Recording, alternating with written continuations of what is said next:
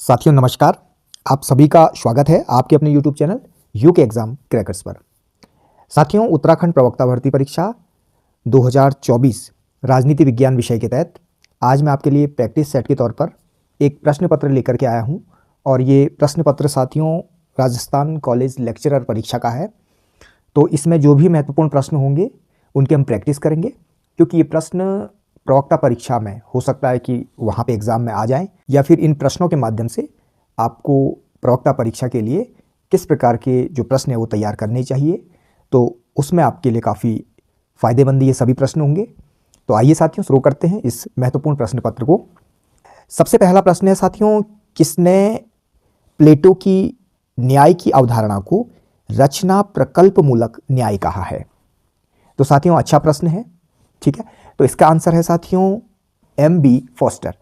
साथियों M.B. Foster ने प्लेटो की न्याय की अवधारणा को रचना प्रकल्प न्याय कहा है। फॉस्टर का मानना है साथियों कि प्लेटो का सामाजिक न्याय का विचार भवन निर्माण करने वाले शिल्पी अथवा वास्तुकार जैसा है। दूसरा प्रश्न है साथियों, निम्नांकित में से कौन प्लेटो को सर्वाधिकारवादी विचारक नहीं मानता है? Karl Popper, R.H.S. Crossman, R. Nisbet या बर्ट्रैंड रसेल? तो इसका राइट आंसर हो जाएगा ऑप्शन सी, R. निस्बेट। ठीक है, R. निस्बेट प्लेटो को सर्वाधिकारवादी विचारक नहीं मानता है साथियों, जबकि साथियों अन्य विचारकों का मानना है कि प्लेटो के दर्शन में सर्वाधिकारवादी तत्व मौजूद हैं। ठीक है, और आपको पता होना चाहिए कि प्लेटो समस्त राजनीतिक चिंतन में आदर्शवादिता का सर्वोच्च प्रतिनिधि है। इसके बाद प्रश्न है साथियों, निम्नांकित में से कौन सा अरस्तु के शिक्षण संस्थान का नाम था? तो आपको पता है साथियों अरस्तु के शिक्षण संस्थान का नाम था द लिसियम। ठीक है, द लिसियम अरस्तु के शिक्षण संस्थान का नाम था साथियों। काफी इंपॉर्टेंट ये प्रश्न है, ठीक है। और साथियों प्लेटो अपने शिष्य अरस्तु की योग्यता से काफी प्रभावित था और उसे अकादमिक का मस्तिष्क कहा करता था। अरस्तु साथियों हमेशा अकादमी का प्रधान बनने की आशा करता था, किंतु विदेशी होने के कारण उसे वो पद नहीं मिला। फिर स्वदेश आने पर अपनी स्वयं की शिक्षण संस्था उसने खोली। तो अरस्तु की जो ये शिक्षण संस्था है उसका नाम है लिसियम, जिसकी स्थापना 335 ईस्वी पूर्व में की गई थी। और साथियों अगर प्लेटो के शिक्षण संस्थान का नाम पूछा जाता है तो प्लेटो के शिक्षण संस्थान का नाम था अकादमी।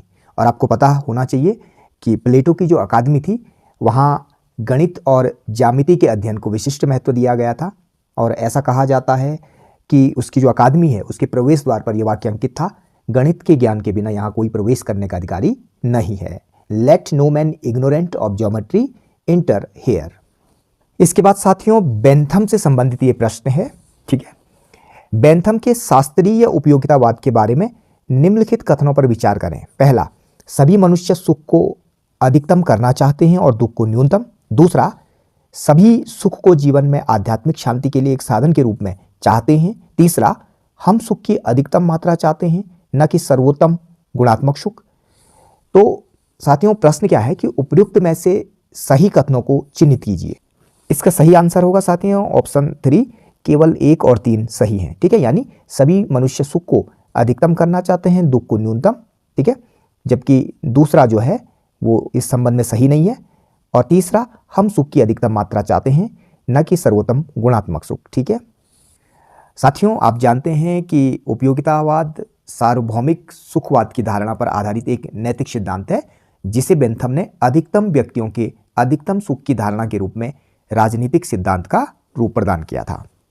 इसके बाद साथियों हीगल से संबंधित ये प्रश्न है, हीगल के पूर्ण विकसित राज्य की अवधारणा के बारे में निम्नलिखित कथनों पर विचार करें।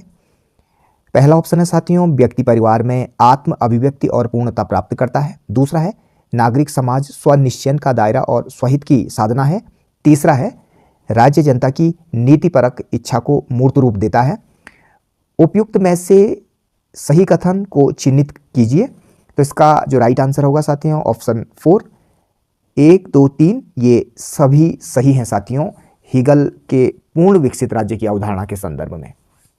साथियों हीगल का जो पूर्ण विकसित राज्य है उसकी जो अवधारणा है उसके संबंध में तीनों कथन सही हैं। और आपको ये बात पता होनी चाहिए कि हीगल प्रमुख रूप से एक आदर्शवादी विचारक है और आदर्शवाद का चरम रूप हीगल के दर्शन में ही मिलता है और हीगल को उग्र आदर्शवाद का जनक माना जाता है। साथियों, आपको हीगल की जो महत्वपूर्ण पुस्तकें हैं वो भी पता होनी चाहिए। फिनोमिनोलॉजी ऑफ स्पिरिट, ये हीगल की महत्वपूर्ण पुस्तक है। और आपको पता होना चाहिए कि हीगल के दार्शनिक विचारों का अगर श्रेष्ठतम जो निचोड़ है वो इसी ग्रंथ में आपको देखने को मिलेगा। इसके अतिरिक्त science of logic, encyclopedia of the philosophical science, ठीक है, constitution of Germany, the philosophy of history और फिलोसॉफी ऑफ लॉ या फिलोसॉफी ऑफ राइट। साथियों, कांट के ठीक विपरीत हीगल अद्वैतवादी विचारक है। ठीक है, जैसे कांट में एक प्रकार का द्वैतवाद था, लेकिन हीगल अद्वैतवादी विचारक है। और साथियों, हीगल का जो एक दार्शनिक सूत्र है वो काफ़ी इंपॉर्टेंट है, आपको हमेशा ध्यान में रखना चाहिए क्योंकि एग्जाम में पूछा जा सकता है। जो कुछ वास्तविक है वह बुद्धिगम्य है और जो कुछ बुद्धिगम्य है वह वास्तविक है, यानी the real is rational and the rational is real. और साथियों, हीगल के दर्शन का आधार स्तंभ विश्व आत्मा की अवधारणा, यानी द कॉन्सेप्ट ऑफ वेल्जिस्ट ऑफ स्पिरिट, ठीक है। और विश्वात्मा की जो विशेषताएं हैं, सतत गतिशीलता। इसलिए साथियों, विश्वात्मा की इस स्वप्रेरित गतिशीलता को अभिव्यक्त करने वाली पद्धति को उसने द्वंद्वात्मक प्रक्रिया का नाम दिया है। और हीगल ने अपने समस्त दार्शनिक और राजनीतिक सिद्धांतों को द्वंद्वात्मक पद्धति की पृष्ठभूमि पर आधारित किया है, ठीक है। इसके बाद साथियों, जॉन स्टुअर्ट मिल से संबंधित ये प्रश्न है, निम्नलिखित में से कौन सी जॉन स्टुअर्ट मिल द्वारा प्रतिपादित प्रतिनिध्यात्मक सरकार की विशेषता नहीं है? ऑप्शन ए है, यह संसदात्मक सरकार होगी जिसमें कार्यपालिका व्यवस्थापिका के प्रति उत्तरदायी होगी, तो ये सही है साथियों। दूसरा है, यह सार्वभौमिक वयस्क मताधिकार पर आधारित होगी, तो ये गलत है साथियों। ये तो बेंथम के अनुसार है, यानी बेंथम ने ही सार्वभौमिक वयस्क मताधिकार का समर्थन किया है, ठीक है। जबकि मिल ने साथियों सिर्फ जो पढ़े लिखे लोग हैं, जो साक्षर हैं, जो शिक्षित हैं, उन्हीं को मताधिकार देने के पक्ष में था जॉन स्टुअर्ट मिल, ओके। और तीसरा, यह सामान्य नागरिक को सहभागिता के लिए उत्साहित करती है, तो ये सही है। और यह आनुपातिक प्रतिनिधित्व पर आधारित है, तो ये भी सही है, ठीक है। साथियों, मैंने मिल वाले वीडियो में आपको बताया है कि मिल लोकतंत्र में बहुमत की निरंकुशता को लेकर बहुत अधिक चिंतित था और इसलिए साथियों उसका मानना था कि बहुमत की सरकार अल्पमत की उपेक्षा कर सकती है। इसलिए जनता को बहुमत की निरंकुशता से बचाने और अल्पमत को शासन में प्रतिनिधित्व देने की आवश्यकता वो मानता था। इसलिए उसका विचार था कि बहुमत के निरंकुशवाद को समाप्त करने के लिए निर्वाचन प्रणाली में सुधार किया जाए और एक सदस्य वाले निर्वाचन क्षेत्र के स्थान पर बहु सदस्य वाले निर्वाचन क्षेत्र बनाए जाएं और आनुपातिक प्रतिनिधित्व के आधार पर निर्वाचन कराया जाए। और इस प्रणाली में आप जानते हैं साथियों, जिस दल को जितने प्रतिशत मत मिलते हैं उसी के अनुपात में उस दल के प्रत्याशियों को प्रतिनिधित्व भी मिलता है। और इस पद्धति का लाभ ये होता है कि छोटे दलों को भी और अल्पमतों को भी उचित प्रतिनिधित्व प्राप्त होता है। और साथ ही साथ साथियों, जॉन स्टुअर्ट मिल ने बहुल मतदान की अवधारणा भी प्रस्तुत की थी, ठीक है। जैसे बेंथम ने एक व्यक्ति एक मत एक मूल का जो सिद्धांत है उसकी बात कही थी, ठीक है, लेकिन जॉन स्टुअर्ट मिल ने बहुल मतदान की अवधारणा प्रस्तुत की है। इसके बाद साथियों, मिल से संबंधित ये प्रश्न आया था, कौन सी पुस्तक जॉन स्टुअर्ट मिल के द्वारा नहीं लिखी गई है? ठीक है, तो आप देख करके समझ ही गए होंगे अगर आपने जॉन स्टुअर्ट मिल वाला वीडियो देखा होगा। तो पहला यूटिलिटेरियनिज्म, ये तो है ही मिल की पुस्तक, और कंसिडरेशन ऑन रिप्रेजेंटेटिव गवर्नमेंट ये भी मिल की पुस्तक है, द सब्जेक्शन ऑफ वीमेन ये भी मिल की पुस्तक है, द प्रिंसिपल ऑफ एथिक्स ये मिल की पुस्तक नहीं है, ठीक है। तो इस प्रश्न का आंसर हो जाएगा option 4, the principle of ethics ये मिल की पुस्तक नहीं है। इसके बाद साथियों, दार्शनिकों ने विभिन्न तरीकों से दुनिया की व्याख्या की है जबकि प्रश्न उसे बदलने का है। ये कथन कार्ल मार्क्स की किस पुस्तक से लिया गया है? अच्छा प्रश्न है साथियों, ठीक है। तो इसका जो सही आंसर है वो है ऑप्शन 3, थीसिस ऑन फायरबाख, ठीक है। तो साथियों, ये जो कथन है ये उनकी इसी पुस्तक से उद्धृत है या लिया गया है, थीसिस ऑन फायरबाख से, ठीक है। और आपको पता होना चाहिए कि कार्ल मार्क्स को प्रथम वैज्ञानिक समाजवादी विचारक माना जाता है, ओके। इसके बाद साथियों, मार्क्स के आर्थिक विचारों से संबंधित त्रुटिपूर्ण कथन को पहचानिए। पहला ऑप्शन है पूंजीवाद माल अर्थव्यवस्था होता है। दूसरा है अतिरिक्त मूल्य श्रम के उपयोग मूल्य एवं विनिमय मूल्य का अंतर है। तो साथियों, जो ऑप्शन पहला है वो भी सही है और दूसरा ऑप्शन ये भी सही है, बिल्कुल सही है, ठीक है। और तीसरा है अतिरिक्त मूल्य का सृजन विनिमय प्रक्रिया के दौरान होता है, तो साथियों ये गलत है।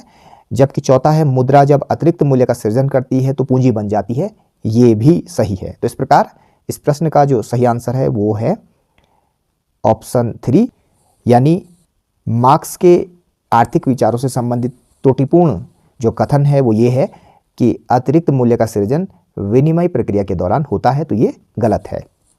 और मार्क्स का मत था कि अतिरिक्त मूल्य श्रमिकों के श्रमिक का ही परिणाम होता है, इसलिए न्याय की मांग है कि वह उसे प्राप्त होना चाहिए। साथियों, अतिरिक्त मूल्य क्या है? श्रमिक जो पैदा करता है और वास्तव में जो उसको प्राप्त होता है या वो जो प्राप्त करता है, उनका अंतर ही अतिरिक्त मूल्य है। यानी वस्तु की कीमत 100 रुपये है, पूंजीपति श्रमिक को 40 रुपये देता है और 60 रुपये खुद हड़प जाता है। ठीक है, तो यही अतिरिक्त मूल्य है, यही शोषण का आधार है और श्रमिक को सिर्फ जीवन निर्वाह मजदूरी ही मिलती है। ठीक है, तो इस प्रकार मार्क्स के अनुसार पूंजीवादी व्यवस्था माल व्यवस्था है और अतिरिक्त मूल्य उपयोग मूल्य व विनिमय मूल्य के मध्य का अंतर है। ठीक है, इसके बाद साथियों जो प्रश्न है ये भी मार्क्स से संबंधित है। समाज जिस तरह से व्यवस्थित है वह स्वाभाविक और सही है तथा उसे चुनौती नहीं दी जा सकती। कार्ल मार्क्स के अनुसार यह विश्वास किस अभिकरण के द्वारा संभव हुआ? तो इसका जो सही आंसर है साथियों वो है ऑप्शन 3, शिक्षा व्यवस्था। ठीक है साथियों, मार्क्स के अनुसार समाज जिस तरह से व्यवस्थित है वह स्वाभाविक और सही है तथा उसे चुनौती नहीं दी जा सकती। कार्ल मार्क्स के अनुसार यह विश्वास शिक्षा व्यवस्था अभिकरण के द्वारा संभव हुआ है। ठीक है साथियों, कार्ल मार्क्स के अनुसार अगर हम ये देखें कि राज्य को लेकर उन्होंने क्या विचार अपने रखे हैं, तो कार्ल मार्क्स राज्य को शोषण का यंत्र मानते हैं। ठीक है, और इसके अतिरिक्त उनके कुछ कथन भी आपको पता होने चाहिए जो कम्युनिस्ट मैनिफेस्टो से लिए गए हैं। इन्होंने एंजल्स के साथ मिलकर के पुस्तक लिखी है 1848 में। तो इनके कुछ कथन हैं जो आपको ध्यान रखने चाहिए, जैसे दुनिया के मजदूरों एक हो जाओ, खोने के लिए तुम्हारे पास बेड़ियों के अलावा कुछ नहीं है। दूसरा है अभी तक का इतिहास वर्ग संघर्ष का इतिहास है। इसके अतिरिक्त इंपॉर्टेंट ये कथन भी है, राज्य पूंजीपतियों की कार्य समिति है। ओके, इसके अतिरिक्त एक और भी तथ्य आप जरूर ध्यान रखें, विचारधारा को लेकर के मार्क्स ने क्या कहा था? मिथ्या चेतना विचारधारा को बताया था। एग्जाम में आ सकता है ये प्रश्न, किसने विचारधारा को मिथ्या चेतना कहा? तो ये मार्क्स ने कहा था साथियों। और मार्क्स के अनुसार जो विचारधारा है ये सर्वहारा के शोषण का आधार है। इसकी जो आवश्यकता है वो पूंजीपति समाज को है। सर्वहारा को वर्ग चेतना की आवश्यकता है, न कि विचारधारा या मिथ्या चेतना की। ठीक है, तो इस प्रकार मार्क्स विज्ञान व विचारधारा में अंतर करता है। और विचारधारा शब्द का पहला प्रयोग 1797 में देसू द ट्रेसी ने किया था। इसके बाद साथियों, निम्नलिखित में से कौन यह विश्वास करता है कि जटिल समानता का सिद्धांत सामाजिक वस्तुओं के वितरण में प्रयुक्त किया जाना चाहिए? तो इसका सही आंसर है साथियों ऑप्शन ए, माइकल वॉल्जर। ठीक है, एक अच्छा प्रश्न है साथियों। माइकल वॉल्जर ही यह विश्वास करता है कि जटिल समानता का सिद्धांत सामाजिक वस्तुओं के वितरण में प्रयुक्त किया जाना चाहिए। माइकल वॉल्जर साथियों समुदायवादी विचारक हैं। ठीक है, ये इंपॉर्टेंट है, आपको ध्यान रखना चाहिए कि माइकल वॉल्जर एक समुदायवादी विचारक हैं और समुदायवाद के अनुसार साथियों व्यक्ति का अपना अस्तित्व ऐसी सामाजिक स्थिति, भूमिकाओं और प्रथाओं पर आश्रित है जो समाज की देन है। इन सब के प्रति उसकी प्रतिबद्धता उसके व्यक्तित्व का आवश्यक अंग है। ठीक है, समुदायवाद व्यक्ति के अस्तित्व और व्यक्तित्व दोनों को समुदाय की देन मानता है। समुदायवाद का तर्क है कि व्यक्ति समुदाय का कर्जदार है और समुदाय के प्रति अपनी जिम्मेदारियों से मुंह नहीं मोड़ सकता। और साथियों एक चीज़ और भी आप ध्यान रखें कि समुदायवादी विचारक कौन कौन हैं। ठीक है, तो एक तो माइकल वॉल्जर का नाम आता है, उसके अतिरिक्त माइकल सेंडल। ठीक है, माइकल सेंडल। ठीक है, और मैकीटायर। ठीक है, मैकीटायर टायर और चार्ल्स टेलर,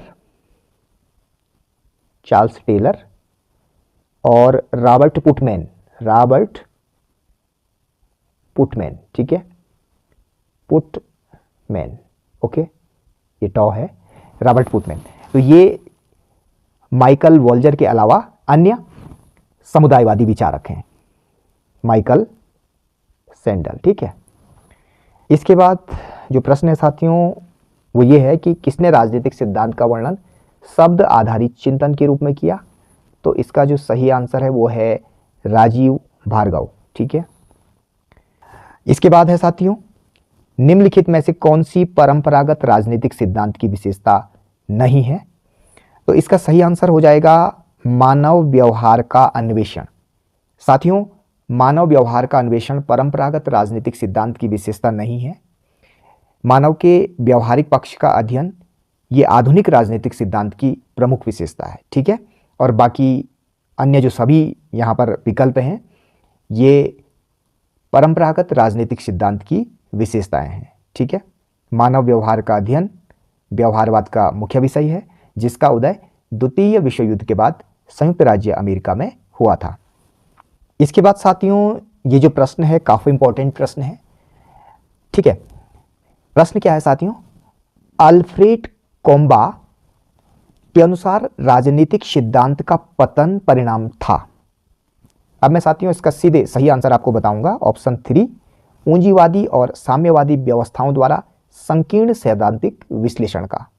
ठीक है, जिसके उन्होंने राजनीतिक सिद्धांत के पतन का परिणाम माना था। साथियों, अल्फ्रेड कोबान ने अपनी इनकी जो महत्वपूर्ण पुस्तक है the decline of political theory 1953, आप नोट करना चाहें तो नोट कर लें, the decline of political theory 1953। ठीक है, तो इस पुस्तक में इन्होंने राजनीतिक सिद्धांतों के पतन संबंधी अपने विचार प्रकट किए। अल्फ्रेड कोबान ने पतन के जो कारण बताए हैं उसमें लोकतंत्र, शक्तिवादी दृष्टिकोण और विचारधाराएं। ठीक है, तो लोकतंत्र को लेकर इन्होंने क्या कहा? उन्होंने कहा कि इसने व्यक्ति को निष्क्रिय बना दिया है क्योंकि उसे एक साथ अनेक मूल्य प्राप्त हो गए हैं, इसलिए वह नए सिद्धांतों की खोज नहीं कर रहा है। दूसरा, इन्होंने पतन का कारण शक्तिवादी दृष्टिकोण को माना। उन्होंने कहा कि व्यवहारवादियों ने शक्ति पर बल देकर राजनीति से नैतिकता को पृथक कर दिया है। तीसरा, उन्होंने विचारधारा को राजनीतिक सिद्धांतों के पतन का कारण माना और क्या कहा कि पूंजीवादी व्यवस्थाओं में नौकरशाही जबकि साम्यवादी व्यवस्थाओं में पार्टी व गुटतंत्र हावी हो गया है, जो सिद्धांतों व मूल्यों को कोई प्राथमिकता नहीं देते हैं। क्लियर? तो आप ध्यान रखें। और इनकी पुस्तक कौन सी है? The decline of political theory.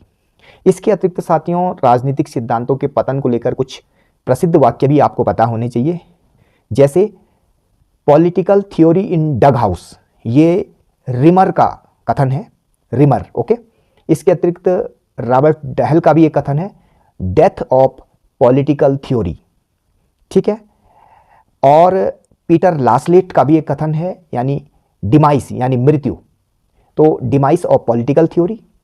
ठीक है, और पीटर लासलेट व रॉबर्ट डहल ने मिलकर के कहा भी था कि राजनीतिक सिद्धांत मृत हो चुके हैं। ठीक है साथियों, सिमोर लिपसेट, इनकी पुस्तक भी इंपॉर्टेंट है, पॉलिटिकल मैन 1960। ओके, इसके अतिरिक्त लियो स्ट्रॉस की भी जो पुस्तक है वो भी आप ध्यान रखना चाहें तो रखें। ठीक है, तो इनकी जो पुस्तक है व्हाट इज पॉलिटिकल फिलॉसफी 1957, और डेविड ईस्टन का अति तथ्यवाद को लेकर जो एक कथन इन्होंने व्यक्त किया था कि हम मूल्यों को वैसे ही नहीं छोड़ सकते जैसे हम कोट उतार देते हैं।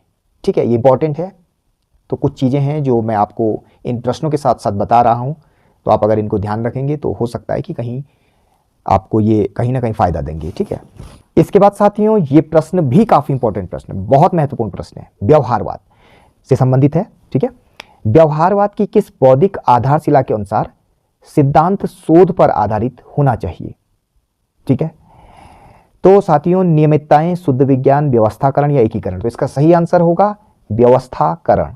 ठीक है साथियों, व्यवहारवाद की जो बौद्धिक आधारशिला है व्यवस्थाकरण, इसके अनुसार सिद्धांत शोध पर आधारित होना चाहिए। और साथियों ईस्टन ने व्यवहारवाद की 8 बौद्धिक आधारशिलाओं का जिक्र किया है।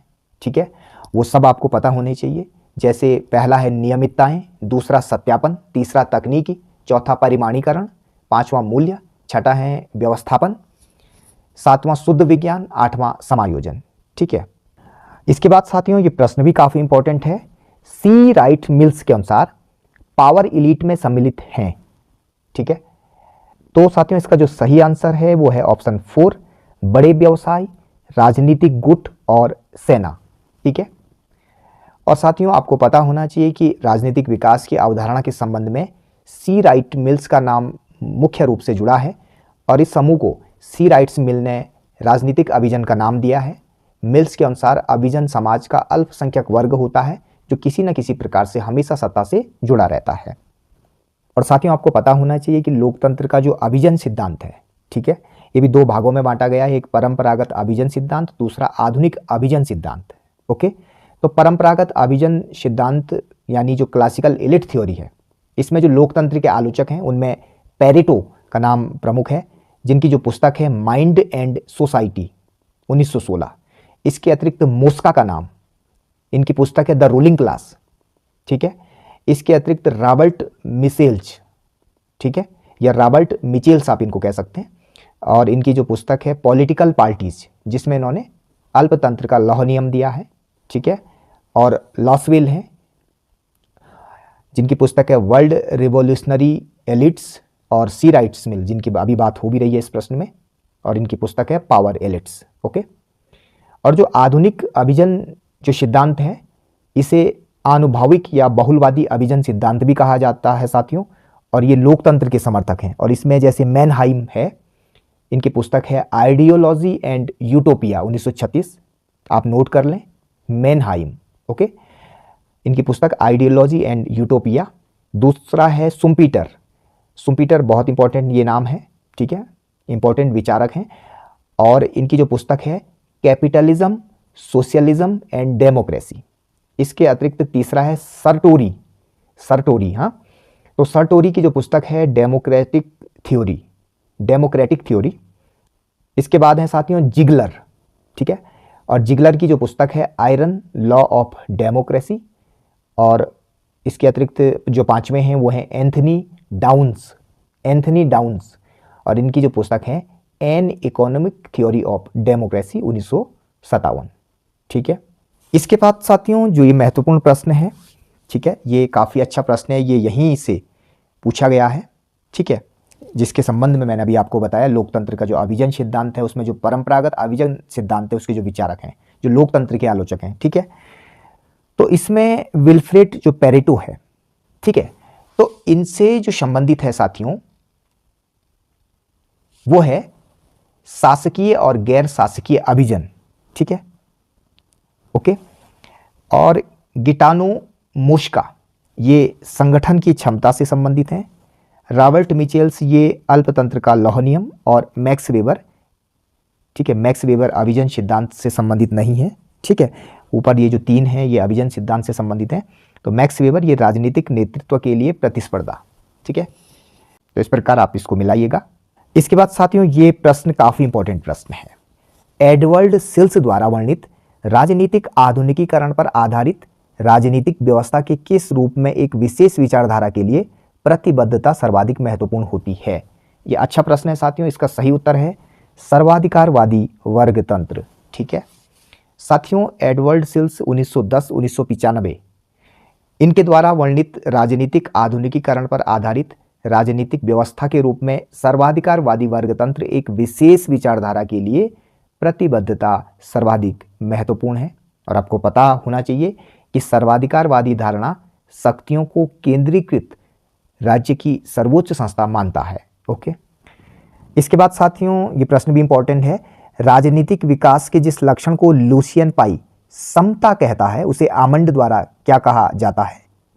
ठीक है, जिसको लुसियन पाई समता कहता है, यानी राजनीतिक विकास के जिस लक्षण को लुसियन पाई समता कहता है, ठीक है, उसे आमंड द्वारा क्या कहा जाता है?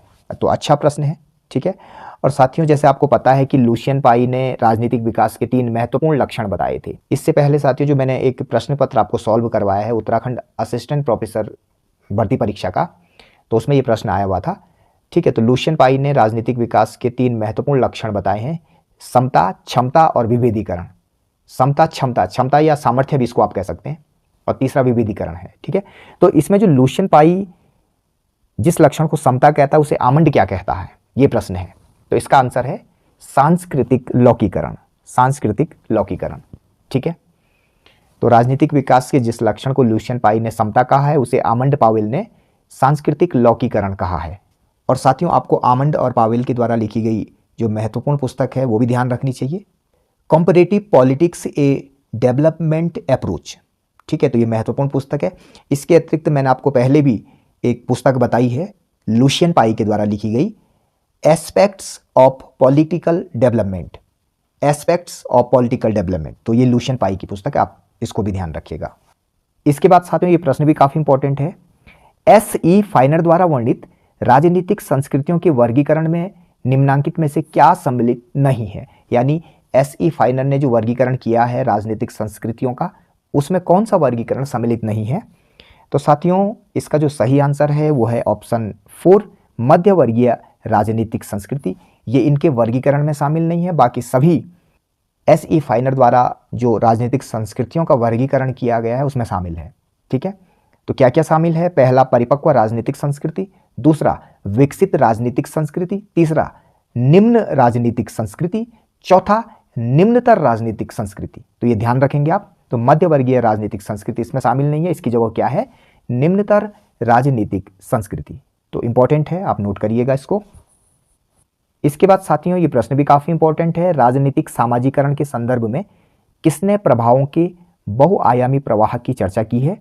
ठीक है, तो इसका जो राइट आंसर है साथियों वो है ऑप्शन ए, आमंड एवं सिडनी बर्बा। ठीक है, तो राजनीतिक सामाजिकरण के संदर्भ में आमंड एवं सिडनी बर्बा ने प्रभावों के बहुआयामी प्रवाह की चर्चा की है। ठीक है, इसके बाद साथियों, राजनीतिक दलों के प्रकार के बारे में निम्नलिखित में से किस राजनीतिक वैज्ञानिक ने कैच ऑल पार्टी शब्दावली का सूत्रपात किया। तो अच्छा ये प्रश्न है साथियों, इसका सही आंसर है साथियों ऑटो किर्चेमर, ऑटो किर्चेमर। ये अच्छा प्रश्न है, आप जरूर इसका ध्यान रखें। तो राजनीतिक दलों के प्रकार के बारे में ऑटो किर्चेमर ने, ठीक है, ऑटो किर्चेमर ने कैच ऑल पार्टी शब्दावली का सूत्रपात किया है। ठीक है, इसके बाद साथियों, ये प्रश्न भी काफी इंपॉर्टेंट है, राज्य को पीछे धकेलो निम्नलिखित में से किस अवधारणा से जुड़ा है। तो इसका राइट आंसर है साथियों निजीकरण और उदारीकरण। ठीक है, राज्य को पीछे धकेलो ये अवधारणा साथियों निजीकरण और उदारीकरण से जुड़ी है। उदारीकरण साथियों राज्य के हस्तक्षेप की नीति का समर्थन करता है। ठीक है, और उदारवाद के प्रतिपादक के रूप में जॉन लॉक को जाना जाता है। ठीक है, जॉन लॉक को साथियों उदारवाद की आत्मा कहा जाता है और उदारवाद व्यक्ति की स्वतंत्रता का हिमायती है। ओके, तो राज्य को पीछे धकेलो ये निजीकरण और उदारीकरण से संबंधित अवधारणा है। ठीक है, तो ये कुछ महत्वपूर्ण प्रश्न है साथियों। इसके बाद मैं दूसरा जो वीडियो लेकर के आऊँगा, बाकी जो प्रश्न है उसमें मैं आपको बताऊँगा। ठीक है, तो आप इन प्रश्नों को देखिएगा, इसके हिसाब से और प्रश्न तैयार कीजिएगा। Okay, thanks for watching.